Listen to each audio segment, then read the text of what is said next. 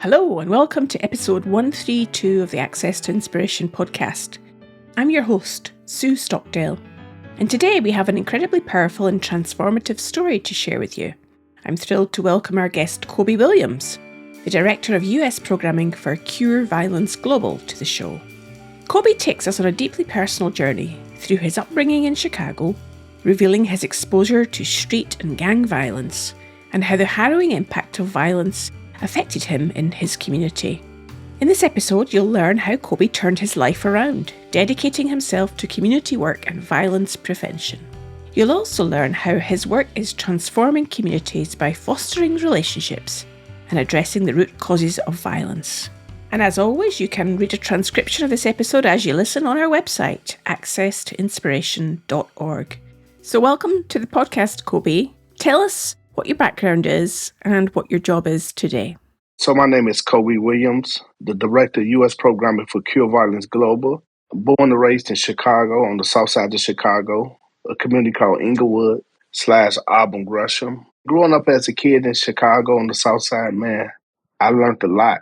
I learned a lot at an early age.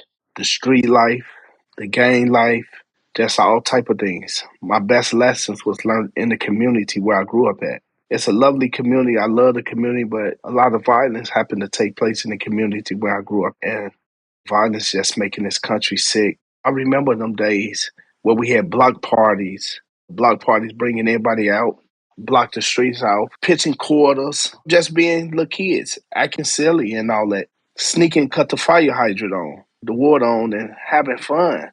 But quickly, it went from that to no fun. And I remember I was like 3 years old and my father went to prison for a murder. And then I remember going to see my father in prison. I was like 4 and 5 years old. And I remember his friends was teaching me how to represent through signs, gang signs and different things like that. And I remember when my father came home, I was 11 years old. And when he came home, he got killed.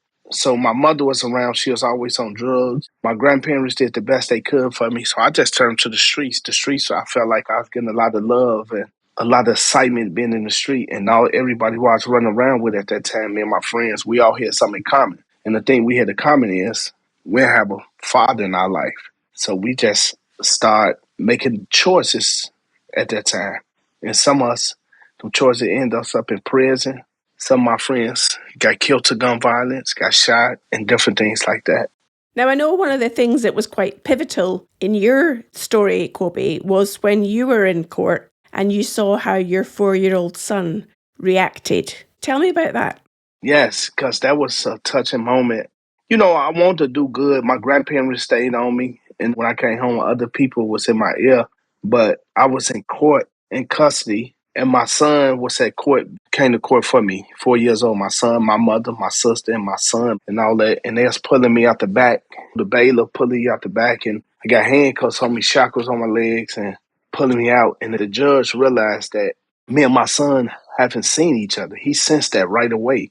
So my son ran up to me, "Daddy, I love you." I'm like, "I love you too." So the bailiff took the handcuffs off me. So I know I ain't finna go home because I'm in custody fighting my case. I'm finna go back to the back. My son finna go out the door. So I told him, "Man, your mama called me. Go see what she want." He started broke down in front of the whole courtroom. "I want my daddy. I want my daddy. I want my daddy." And so right then I started like, man, I got to be there for him. I want to be here for my son and all that. So that's one of the moments that really shaped me, but I really didn't get it together right then. But that's a starting point. So given that you made that decision then to change, to be there for your son, how did you then turn your life around?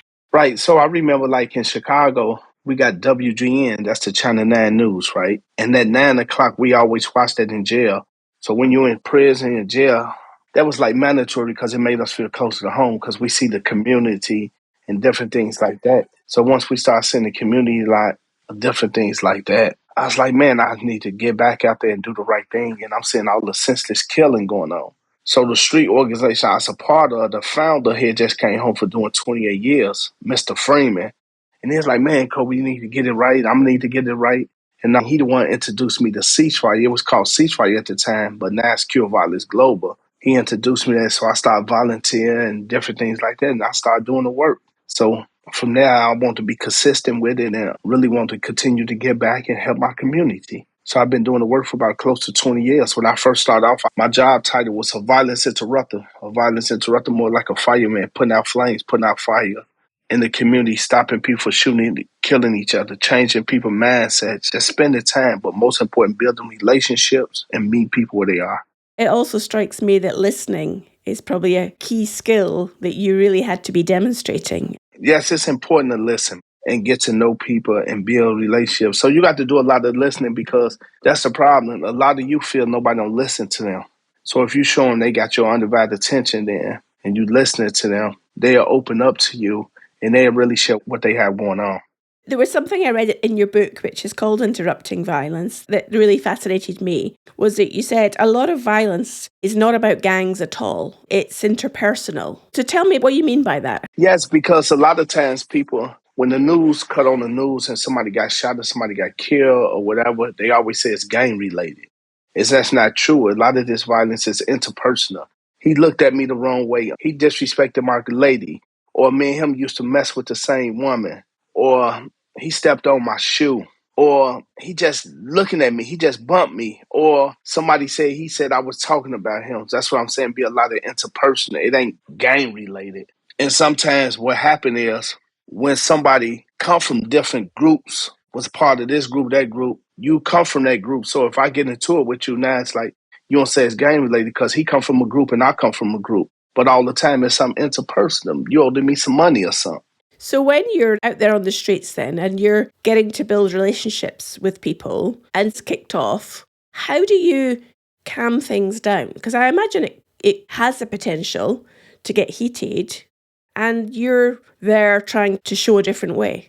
I mean, it's all about relationships. A lot of times you could calm things down when you have a relationship with these young people. It's about relationship and like you was just saying, it's about listening to them.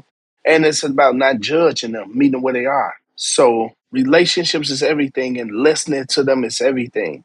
And we focus on stopping shooting and killing before it happened. Once it happened, we focus on stopping retaliation. But we do our best at what we're trying to do to help change their mindset and change their thinking. So it sounds like it's a really important role that you're playing in the community now. I'm wondering also whether part of what enables you to do what you do, Cobe, is that you've got credibility yourself with the people that you're engaging with.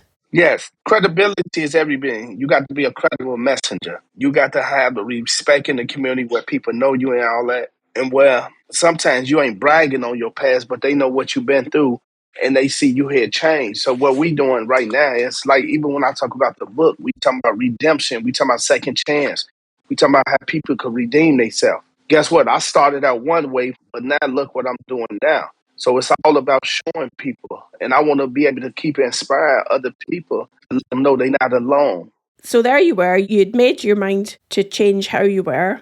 You got involved with what's called Cure Violence Global. How did you then expand what you were doing? Because I think now you're responsible for training in over 50 sites in 20 cities, I understand. Yeah, there's programs all over the world with the Cure Violence model. So many people looking for a model to help stop that violence in their community. So they reach out to us because we got over 20 evaluations showing that when you implement this model right, it works. So we able to use the system that we have in place to help people reduce shooting and killing in their community. So that's what we do every day is help people get it together. So a lot of different people reach out to us, private funders, mayor office, health department, city councilman, and everybody reached out and everybody trying to find a way to help reduce this violence in their community. So we help set it up. But keep in mind, the people who do the work are from their own community, though. We just help set it up, but they'll be the one doing the work.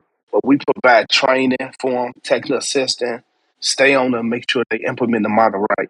So coming back to the point about credibility, when people are implementing it in their own communities, those that are implementing it have got the credibility in those places. Yes, credibility is everything. And the people who do this work are from their own community, where people know them. Like I'm born and raised in Southside Chicago. I'm working in the area where I grew up at, where I know people at. I might the brother, the father, the uncle, the sister, the cousins, and everything. So credibility is everything. And they know we meet them where they ain't judging them on them. What gives you most satisfaction about what you're doing now, Cobe? But give me satisfaction knowing I could help save somebody's life. It feels good to know I saved somebody from getting shot or getting killed. It feels good to know once somebody got hurt, I was able to stop retaliation. It feels good when these brothers and sisters reach out like, man, I really appreciate you. They motivate me. They just keep me going and all that. And it's real good to see how a lot of these young people got on the right track because somebody like me and my coworkers showed them it's a better way. That feel great. That's the best. Sometimes people tell me I'm their hero and all that. I say, I ain't your hero, but they like what I'm doing though. So I really appreciate that. So given that you got into what you're doing now, in a way to be a role model for your son and to be there for your son, what does he think of you now and what you're doing? He love what I'm doing. And he even told me, he said, Dad, I'd be stupid to go down that road and knowing what you've been through. So that made me feel good that he's seeing what I'm doing and he understand what I'm doing and he know it's a real reason why I'm doing what I'm doing. That's a good feeling. The other thing that I know that you mentioned that's important to you is sport and how that can really help in community situations. Tell me about how sport can be helpful. Yeah, so sports is just a hook, right? Sports is just a hook to hide a band. It's just like one of the tools in the toolkit. Sports to bring them together, but it's much bigger than sports. Everybody like basketball, everybody like football, everybody like some type of sports, but basketball unite. So to have a good friend like Joakim Noah, former NBA player, played with Chicago Bulls, to come in and all that. That's people who they look up to. These young people look up to celebrities, rappers, and you know people like that. And to have them to be a part of what we're doing is major. And before we even get to sports, we do workshops and everything. We do financial literacy, community building, building relationship, conflict resolution, de-escalate situations. We train all that, but it's a lot of relationship building. So when they see each other now, they ain't got to look at him as, oh man, he on that side of the street and all that. They build good relationship with him. So you're using sport as a means to bring people together. Yes. From what you're saying is you're describing it that you've been able to turn around situations and change people's lives effectively. I'm imagining it's not 100% success all the time. It depends on how much damage has been done, though. So you have to take the situations case by case sometimes. It varies. So given that this is the Access to Inspiration podcast, Cobe, I always ask guests who or what inspires you. So how do you keep yourself inspired to keep doing the work that you're doing? Man, people around me, you got to have a strong support system. That's important. But you got to lean on people who've been through what you've been through and who don't want to go back down that road. So a lot of my coworkers inspire me a lot of times too because we know this work is important and we know where we came from and where we at now. And I want people to know it's okay to give a person a second chance because we was locked up before. That don't mean we need to stop right there. Forgive us and I want people to know that you can redeem yourself. I think it's a wonderful way that you're describing that in terms of everybody can have a second chance. Yes, that's important. Yes. It ain't how you start, it's how you finish. If you were going back to speak to the young Cobe there on the streets as a child, knowing what you know now, what advice would you give to yourself as a 10-year-old? I do a lot of listening to him and let him tell me what he got going on or what she got going on. I just listen without saying anything. Then I let him know it's other places you could go. Like some of these young people ain't been off the block. They ain't never been downtown. They ain't never been to a basketball game, a football game. I'll show them you can expand your wings and go other places to see other things. And I always just tell them it's important to watch who you hang with and different things like that. So it's really just listening to them and just building with them more than anything. And do you think that that's kind of an alternative for you? Because you said at the start, many of you and your friends didn't have some type of parental support. Do you think that listening is an alternative for young people to have if they don't have kind of a strong sense of parental support around them? Yeah, people don't just wake up and say they want to do something bad to somebody, right? Or they don't want to just act out. But a lot of times, people sometimes, body language sometimes, and they action, it's like they won't help, but they don't know how to ask for help. So you got to watch and try to understand them, that they really trying to get help somehow and all that. And sometimes people act out just to get attention because they feel like they're alone and nobody don't care. So you really got to watch it. It could be any way. You got to really watch these things. So effectively, you're bringing a bit of human behavior and psychology into what you're doing. Yes, this work is all about psychology to me. You got to be thinking on your feet at all times. And the other thing that is important these days for anybody in any walk of life is this idea of conflict resolution, because I don't necessarily think we often get great examples of how conflict can be resolved in a amicable and peaceful way.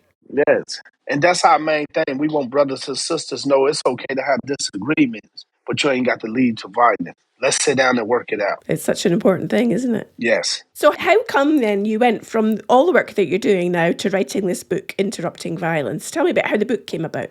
So I remember I was in a documentary some years ago called The Interrupters. And so many people used to come to me and say, man, you inspire me, break down and cry and all that. Like, oh man, I was losing it. I didn't care about living no more. I used to hear that from a lot of people. They just break down crying. So I've been wanting to say, man, I want to do something else to inspire people, to let them know, man, they not alone. It ain't how you start, it's how you finish. But I want them not to give up. Not to give up. And there's people like me who've been through it all just like them. So I want to really use the book, not so much to tell my story in a sense, but to inspire people and motivate people to let them know, regardless of what you're going through, you can redeem yourself. You can be a better you. And sometimes you can have a rocky start when things don't seem like they're going right. But if you just hang in there and you keep pushing hard, we can do it. I've spoken to many people over the years, Cobe, who say that they want to write a book, but they never go from wanting to do it to actually making it happen. And even that in of itself is an achievement. How did you go about the process of making it happen? Because sometimes that's the really difficult bit. It is difficult, but me and my co-author, Josh G, I call him Josh G, we put a lot of time in it. It took like 10 years because we're working and this and that and all that. So it had got to the point now I had start having him to travel with me when I'm going to do my work and stay in hotel hours and all that. It took a lot into that. And we're just always writing stuff down and make sure we got it in a good place. And we just stayed going at it. So Josh was pulling the thoughts out your head to be able to get them written down on a bit of paper. Yes. And how is it being received then by those that are reading it? Right now, the book come out July the 2nd. So people just not get some of their pre-orders and all that. I'm hoping a lot of people get it. And they talk about ways to mediate conflicts, tools, and that educate people and talk about the root cause of violence. A lot of things. So it's real formally educating people also. And if you had a message for our listener of all the things that you've been doing and learning about how to reduce violence, how to cure violence, what are some of the key messages that you would share with our listener, no matter where they are in the world? Meet people where they are. Don't judge nobody because you never know what they've been through and what they're going through. Don't judge them. Meet them where they are. Build relationships with them. Get to know them. Don't let nobody else just tell you, oh man, he bad and he this, he that. We don't look at people as good and bad people. We understand people make choices. So really just build relationships with them and don't talk down on them, right? A lot of times people say if they're not doing great things and all that, don't focus on that. Focus on the positivity they do. I'm really interested in what you're saying here because there's so many parallels between people in other walks of life who in business and corporates, and we've had guests from loads of different backgrounds from sport and business, and the messages are consistent across the different conversations. I think you're doing some great work in the communities that you're working in, and those important things about meeting people where they are and not judging them is such a universally important message for anyone to hear. And I think that's super important. How do you keep learning, Cobe? Because one of the things, I guess, is that idea of continually growing and learning. How do you keep learning yourself? I just keep learning, just doing the work, just doing what I'm supposed to be doing out there to make a difference and hearing from the people out there. So just really just constantly being out there and seeing what's going on out there and just learning. And given that you're able to travel to different cities, are there kind of cultural or geographical differences when you travel and work in these different places? I see some of the same violence, but when you go into them foreign countries and out the country, you see a lot. In some places, you could see people don't have anything, but they get along a little better. So sometimes, we want to really just try to unite the city, show more love and care and all that. But sometimes it depends on what have happened or what had took place right then. That determines everything. And we always use like how much damage have been done. It's one thing if somebody up a gun on you, and one thing is they shoot you. That's something different. I really wish you well with the book. I hope it's a great success. It's been lovely to speak to you today. And if people do want to find out more about you and the work that you do, how might they do that? Go to interruptviolence.com. Interruptviolence.com. Please get the book. Please spread the word. I would love to come do a follow-up conversation with you or anybody else who want me to come out to sit on a panel, an event, or whatever. Please spread the word and get the book out there. I think it's important. I think people could benefit from learning from the book. Well, I'm sure that they will. I will go off thinking about what you said. It's not how you start, but it's how you finish. And that's our important message. Thank you, Cobe. Thank you for having me, and looking forward to continue this journey and helping save the people all over. Fantastic. Well, I hope you found my conversation with Cobe fascinating, and it showed how the skill of listening is universally important, no matter where we live or work in life. Remember, we have over 120 other episodes in our back catalogue on subjects ranging from business and sports to the arts and social change. Just hop on over to our website, accesstoinspiration.org, to discover them all. And make sure that you keep connected to us by subscribing to our podcast on the platform you're listening to it on, and then you'll never miss an episode when it publishes. You'll also know that our podcast is a free-to-listen-to podcast, but it's not free to make. So if you enjoyed it, then show your appreciation and buy me a coffee. That means clicking on the Buy Me a Coffee link on the show notes to make a small donation, and I can enjoy that coffee when I'm producing the next episode. Your support really encourages us to continue producing quality audio content for our listeners. Next week, I will be speaking to Shoko Doherty, who left Japan to study music in Wales and then went on to become the CEO of Celtic English Academy. I hope you can join us then.